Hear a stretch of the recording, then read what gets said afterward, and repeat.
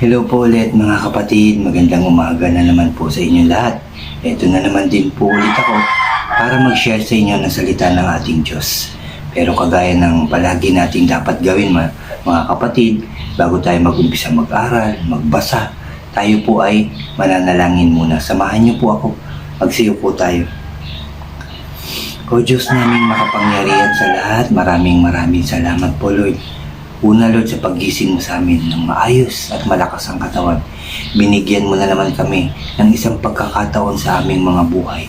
Salamat din sa pagkakataon nito dahil kami makakarinig, makakapagbasa, makakapag-aral na naman ng iyong mga salita.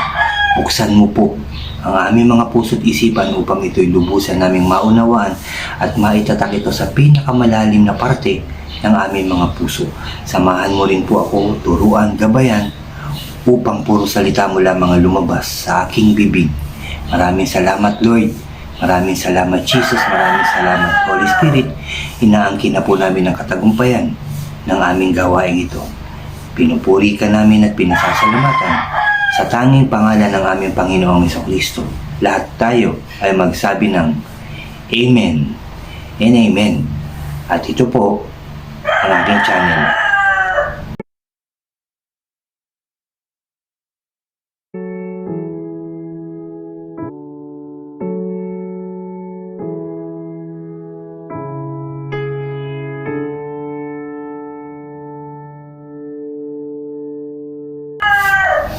Hello po ulit mga kapatid, Brother OG po.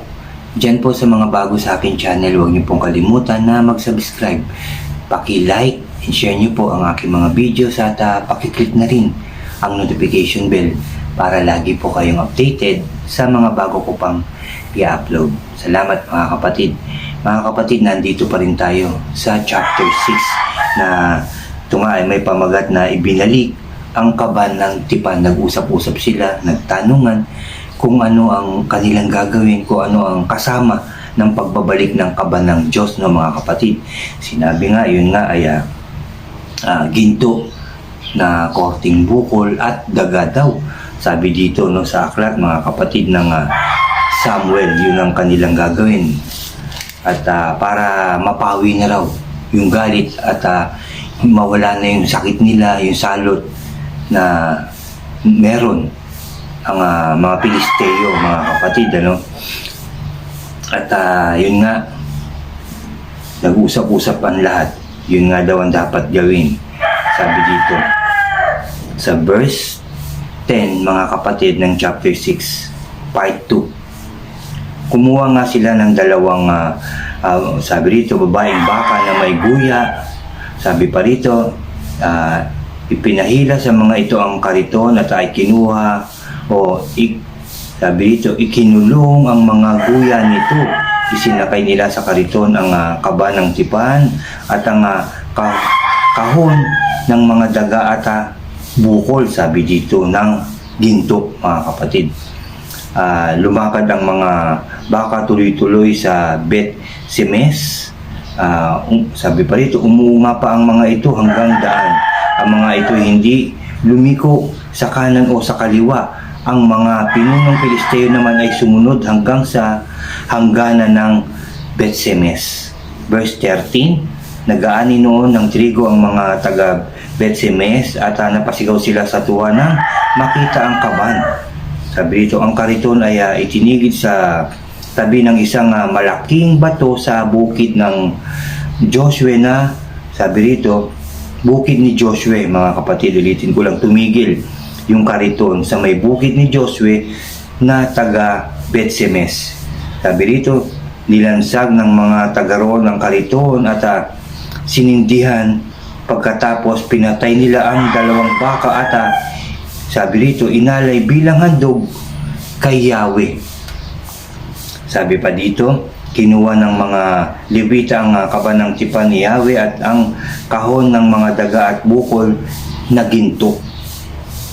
Pinatong nila ito sa malaking batong naroon ng araw ring iyon. Ang mga taga Bet-Semes ay naghandog kay Yahweh nang makita na 5 haring Pilisteo ang mga nangyari. Nagbalik na ang mga ito sa Ekron nung makita nila kung ano nang ginagawa no, ng mga Israelita doon sa kaban no, ng Diyos, mga kapatid. Umalis na itong mga Pilisteo.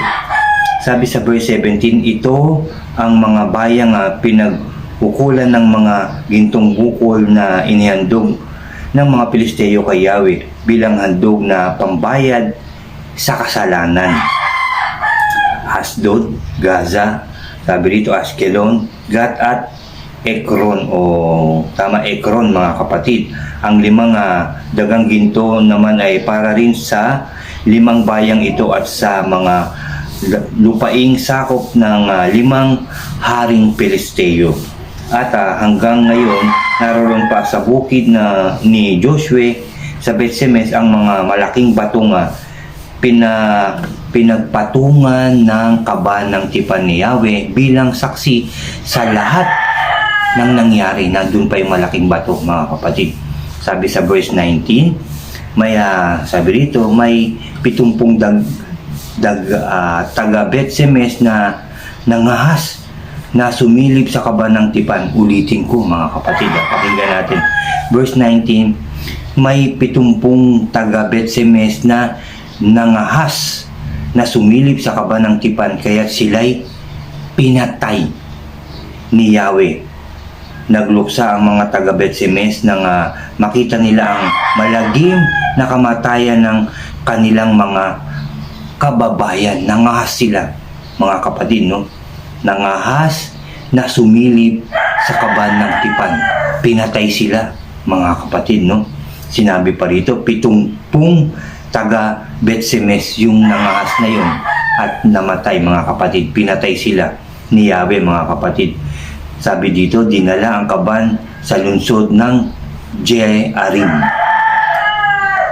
Verse 20, sinabi ng mga taga Beth-Semes, sino ang makakaharap kay Yahweh? Sino ang makakaharap kay Yahweh? Sa banal na Diyos?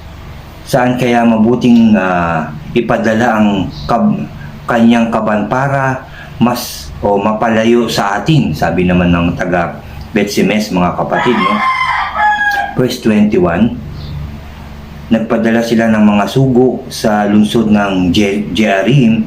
Pinasabi nilang kunin doon ang kaban ng tipan ni Yahweh sapagkat ibinalik na ito ng mga Pilisteo. Amen and amen. At yan po ang katapusan ng chapter 6, mga kapatid, yung pagsusulit nitong kaban ng ating Diyos, itong kaban ng tipan. Mga kapatid, no, nung una talagang gumawa sila, nagtanungan muna, tapos gumawa ng bukol at dagang ginto. Dinala nga, nakita ng mga taga Beth-Semes, no, tuwan-tuwa sila, itong mga Israelita. Kaya nga lang, silang sumilip sa kaban ng tipan. Pinagbabawal kasi ng Diyos yun na, yung una, mga kapatid, kung matatandaan natin, bawal kang basta humipo, bawal kang basta bumuhat nito. Kailangan meron talagang authority na ibinibigay ang Diyos, o halimbawa ay paring mga Levita lamang, parang ganyan, mga kapatid, yung mga dapat magbuhat nito, at hindi mo basta ito sisilipin. Kung hindi ito pinapasabi ng Diyos, ayusin mo itong ganito, pwede mong gawin yun. Pero kung mangangas ka lang ng sarili mo na basta sisilip, kagaya na nangyari dito sa mga taga Beth-Semes, mga kapatid, 70 nangas. Biro 70, gaano karami yung 70, mga kapatid, na nangangahas na sumilip, kaagad na namatay, no? Yung pangangahas talaga, yung basta ka lang gagawa ng gusto mo, kaban ng Diyos yun, mga kapatid. Hindi dapat yun ginagawa, no? Yung basta sige ka lang, gawa ka lang, hipo, silip ka dito, yun ang nangyari sa kanila. Pinagbabawal yun ng Diyos, di ba? Kahit din sa atin, mga kapatid, marami rin pinagbabawal. Hindi tayo kailangan basta-basta magpaplano, basta-basta gagawa, mga kapatid. Noon ang hindi natin sinasabi o inilalapit sa ating Diyos na buhay. Mga kapatid, dapat ang lahat ng bagay ay pinapanalangin natin upang maging maayos ang lahat, upang maging matagumpay ang ating buhay, no? Yan yung mga nakalimutan natin nung mga hindi pa tayo lubusan nakakakilala sa ating Diyos. Yung ipinagpapasalamat lahat, yung nilalapitan lahat, yung hinihingi ng tulong ang lahat ng ating mga balak, pangarap, gagawin sa ating buhay. Yun ang dati nating nakalimutan Ngayon, tinuturo nga sa atin ang lahat ng bagay dapat pong inilalapit sa ating Diyos na buhay. Laging nakikinig ang ating Diyos. Kaya kung minsan, palpak ang nangyayari, palpak ang nagagawa, palpak yung mga plano at pangarap dahil hindi natin to inilalapit, hindi natin to tinatanong sa Diyos at hindi natin to ipinagkakatiwala sa ating Diyos.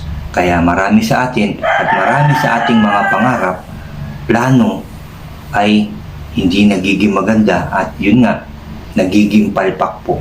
Pero kung ito ilalapit at ipagkakatiwala natin sa ating Diyos, tatanungin natin ng Diyos kung ito ba ang iyong plano, ito ba ang iyong kagustuhan, O Lord God, sigurado sasagutan Diyos at malalaman natin kung ano ang dapat nating gawin, mga kapatid, sa pamamagitan ng salita ng ating Diyos, mga kapatid. At siguradong may mangungusap sa atin kung ano ang dapat nating gawin. Ulitin ko lang, huwag tayong pabigla-bigla sa ating mga plano, gagawin at mga kagustuhan sa ating buhay. Ulitin ko lang din, ilapit natin ito sa ating Diyos na makapangyarihan sa lahat. Maraming salamat po muli, mga kapatid, sa salita ng ating Diyos na ating napag-aralan at narinig ngayong umagang ito, mga kapatid. Salamat din sa inyo, mga kapatid. Lagi kayong nandyan, handang makinig, mag-aral ng salita ng ating Diyos. Mananalangin na po tayo, mga kapatid, no? At samahan niyo po ako. Ihanda niyo ang inyong puso at isipan. Magsiyoko tayo. Aming Diyos na makapangyarihan sa lahat, pinupuri ka namin at pinasasalamatan. Sinasamba ka namin. Salamat sa iyong mga salita na aming nabasa at napakinggan. Salamat dahil dito, tinuturo mo na naman na talagang huwag bastang gumawa ng plano, huwag basta kumilos ng kung ano-ano, kung paano lamang, kung mag-isip o God. Bagkos ito ay lahat ilapit sa iyo, Father God.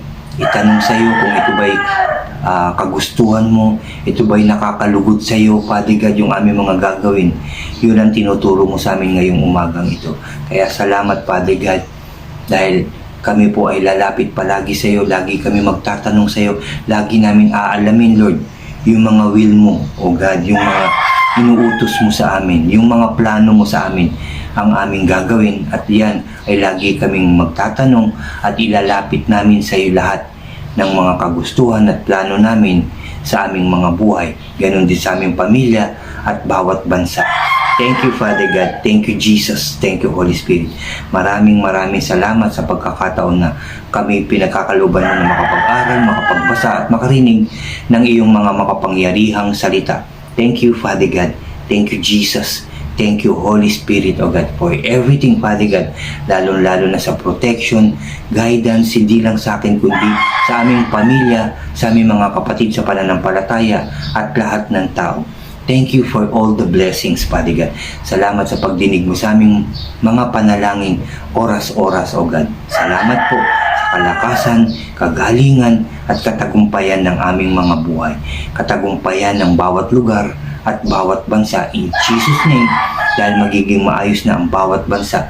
Walang pandemic na, O God. Tapos na ang pandemic, wala ng virus, wala ng kaguluhan. Puro pagmamahalan, pagpapatawad at pagpapakumbaba ang gagawin ng mga tao. Thank you, Father God. Thank you, Jesus. Thank you, Holy Spirit. Salamat po sa iyong kabutihan at pagmamahal sa aming lahat. Pinupuri ka namin, pinasasalamatan, sinasamba ka namin sa tanging pangalan ng aming Panginoong Jesucristo. Lahat tayo ay magsabi ng Amen and Amen. Amen po, mga kapatid. Salamat sa ating Diyos, nakarating ang ating mga panalangin, mga kapatid. Salamat din sa inyo. Mag-iingat po kayo palagi. God bless po sa inyong lahat at God bless po sa ating lahat. Salamat po.